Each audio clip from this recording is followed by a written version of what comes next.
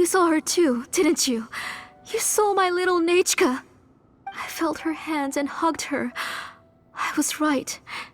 I was right. Those gray shadows were just a minor mistake. I just need to restart the ritual again. Alright, I'll start it again and Nechka will... Have you still not come to your senses, Auntie? What senses? I was not wrong. Nothing about what happened was wrong. She's just a little upset and was trying to ignore me. That child sure knows how to throw a tantrum. But I understand. I can accept that. Enough, Tlisoli! The person you summoned with the Blaze Gem inscription wasn't the real Nechka at all. You collected memories of Nechka from countless people, but you forgot one thing.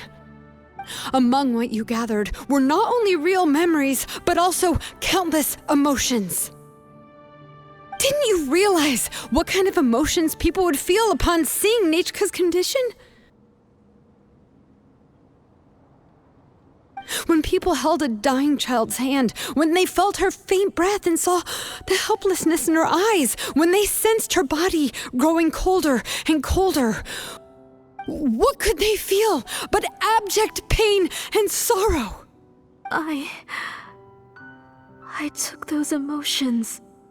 You absorbed those emotions into the Blaze Gem inscriptions and solidified them as a piece of her past. Those gray figures were projections of that past. They could only reproduce the appearance of Nechka in her sickly state. What the real Nechka wished to say was drowned out by those twisted and painful thoughts. I didn't want things to turn out like this. All I wanted was to remember Nechka, to see her again. Nechka has always been with you, Auntie. Everything has long been recorded on your ancient name. The one you said was useless. You exhausted every option and sacrificed everything in the hopes of saving your daughter. That is undeniable. But have you forgotten the true meaning of your own ancient name? My ancient name is Undugu. The immovable love between you and Nechka has already been recorded in your ancient name, but you chose to ignore that. Names are blessings from the past to the future. You told me that, Auntie. You gave Nechka her name, her first blessing. But now, you've turned her name into a prison by taking an innocent child captive, and you've imprisoned yourself. Nechka is everything to me. Without her, I can't see any future for me. And as for blessings... What blessings have I had since the day she passed? I see her in my dreams every day, grasping my hand, telling me she's in pain, asking me to hold her.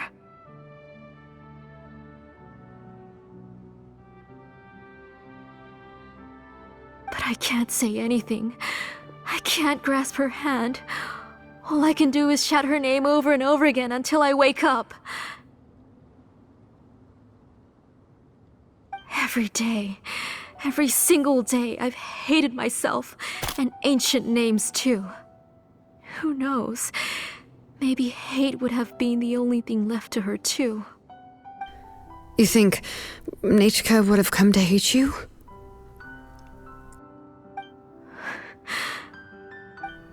Auntie, do you still remember the last words Nechka ever said to you?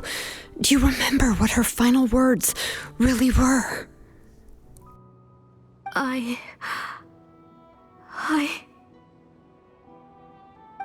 The reason you haven't felt blessed is because you've forgotten the true past.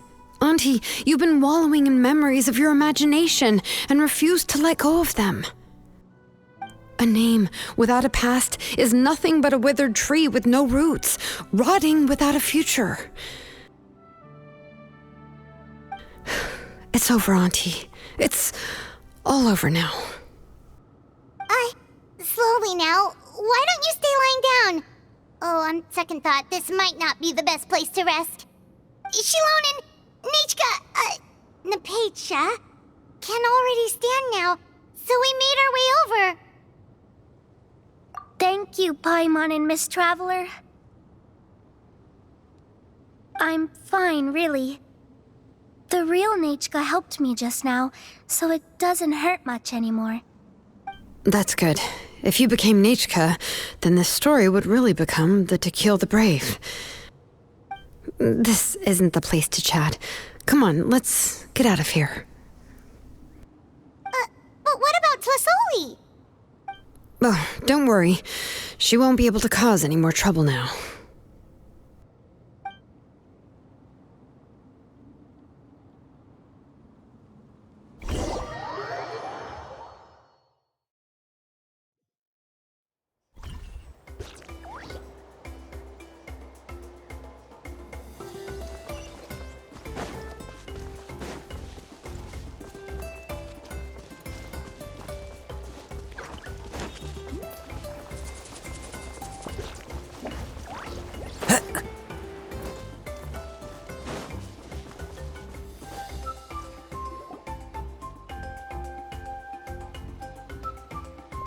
All right, I've locked Auntie in the house with a few ropes. I'll take her to the tribe shortly to be punished for what she did. As for now, we can get away from the house and get some sun. After dealing with all of that, I'm completely out of energy. She's already planned out everything. Shilonen sure doesn't waste time. It's still so scary to imagine. Tlasoli wanted to turn her adopted child into Nachka, and she even nearly succeeded.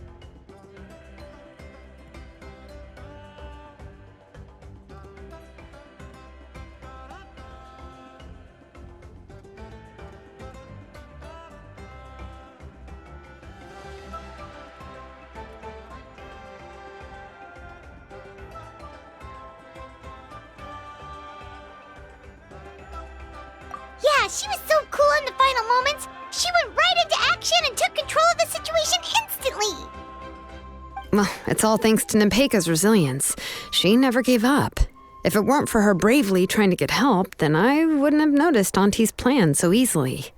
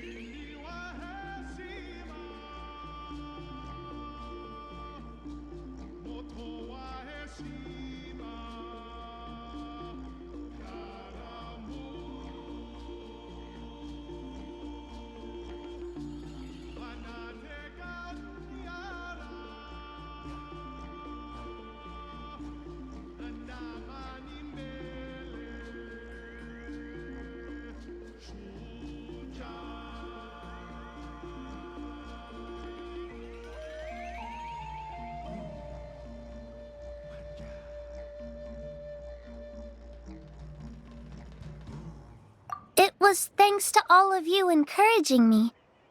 After all, this was already the last idea I could think of. I tried to get the attention of many others who visited before, but they were all either quickly whisked away by Tlasoli or simply refused to believe me.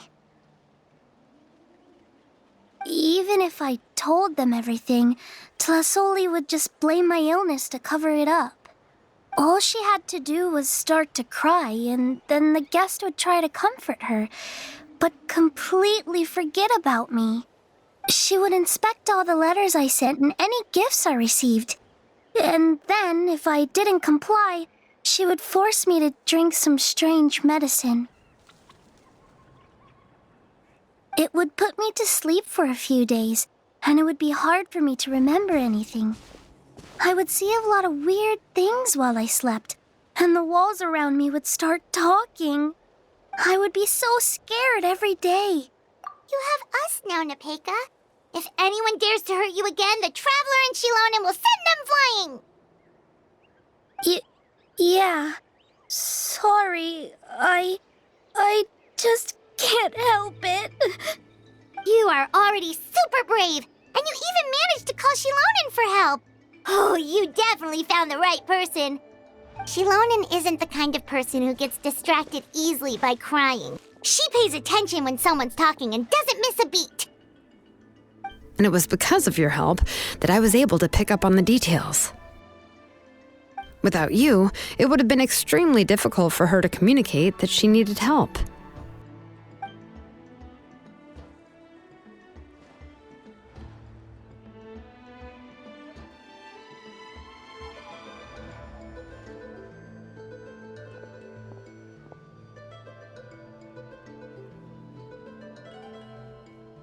Tlasoli would certainly be more on guard if I tried to speak with her, and would probably have just kept Nepeka locked up in her room again. So we had a part to play too! But where did Tlasoli even get the confidence to try this scheme? When Nechka was alive, surely many tribe members would have tried to help her. Was she not scared that someone would realize that Nepeka wasn't Nechka? That's certainly a possibility. The inscription she created would not only collect information related to Nechka's past, but also actively erase people's memories of Nechka. It's similar to graffiti. If you want to paint something new on a wall that has been painted before, then first you must remove the old painting. It's possible that I was also one of her targets, which would explain why she was so willing to let me have the central inscription. Whoa, and you still took it? If it were Paimon, she would have thrown that thing away the first chance she had! Well, you can't uncover the truth without taking some risks, right? If I hadn't disassembled the inscription myself, I would have never realized her actual motives. So you suspected her from the very beginning? Oh, no, she's my auntie after all. How could I have seen her as a villain from the start? The most I did was keep the possibility and a corresponding plan in mind, and it was just our luck that the worst-case scenario actually happened. But now that I look back on it, we still managed to rescue a suffering child, even if that wasn't our original intention. Anyway, I think we've just about summarized everything and praised each other enough by now. Everything is finally over, and Nepeka can finally be herself. So, what should I do now, Shilonen? You should do whatever you like, of course. No one's going to lock you up anymore. But I don't know what I can do. Everything I know is about Nechka. What she'd like to eat, which flowers she enjoyed, how she acted and spoke. I'm not her, but I can only be like her. I don't know, Shilonen. I just don't know. Oh, don't worry, Nepeka. The Blaze Gem inscription isn't working anymore. No one will force you to be somebody else again. But I no longer remember anything about myself now besides my name. What if I never remember my life and lose all of my past? I'm scared, Shalonen. What should I do? Oh, don't cry, Nepeka.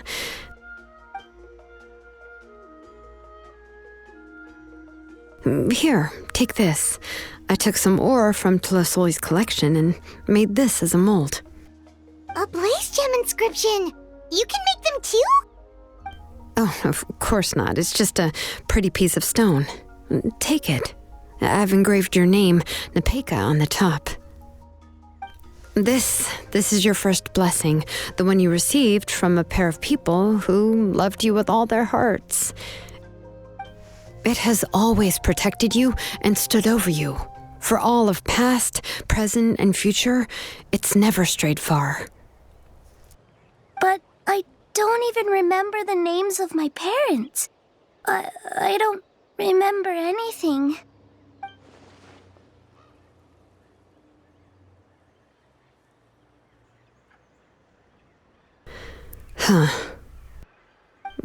I won't make any big promises and say everything will return to normal. I'm not sure what kind of future you will face. I can only promise that no matter what the future holds, your name will never fade. This is a blessing given to you by a name engraver. You'll continue to grow and mature as a sapling sprouts upward and becomes a healthy tree, or as birds spread their wings to fly high into the sky. Your name is your starting point, as well as your guide. Remember your name and everything you've experienced, and you'll know how to step into your future. I'll do my best. You can do it, Nepeka! Thank you all. Shalonen, Paimon, and Miss Traveler. If you really can't come up with what to do, don't worry. Just relax and take it easy. We're from the same tribe after all. If nothing else works, I can always go to the elders and look up your history. And until then, you can stay at my workshop. I can handle another mouth to feed.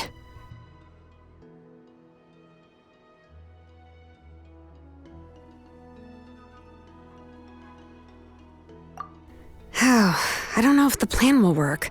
I'm not even sure who I should look for. Well, rather than placing our hopes on a plan that relies so heavily on luck, we should just focus on ourselves. Well, anyway, enough about all that for now. Let me take Tlasoli back to the tribe first. Oh, come with me, Nepeka. Oh, gosh. I nearly forgot that we haven't even had dinner yet. What would you like to eat? Huh? Oh, anything. I'm not picky. Oh, good. Let's go. We have a lot of work to do. We have a very busy future ahead of us. Oh, and one more thing. Happy birthday, Nepeka.